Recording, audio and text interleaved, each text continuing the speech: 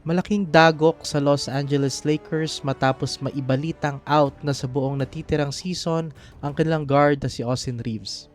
Ayon sa ulat ng ESPN, na-diagnose si Reeves ng grade 2 left oblique muscle injury, dahilan para hindi na siya makalaro sa huling 5 regular season games.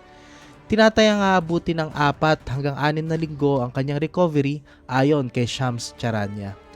Sa kabila nito, maituturing na pinakamagandang season ni Reeves ang kasalukuyan mula nang sumali siya bilang undrafted rookie noong 2021.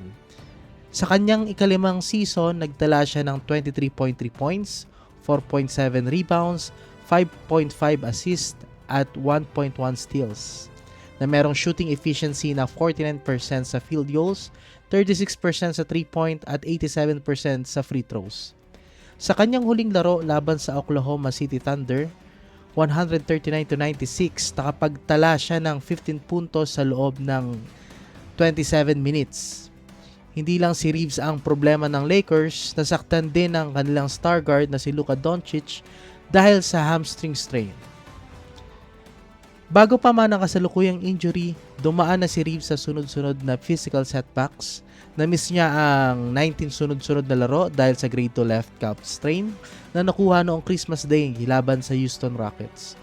Bago ang injury na yon, umaverage siya ng 26.1 points, 6.0 assists at 5.2 rebounds. Ito na ang ikalawang calf injury niya ngayong season at nauna na rin siyang ma-out sa loob ng 3 sunod na laro from December 14 to 20 dahil sa parehong calf issues.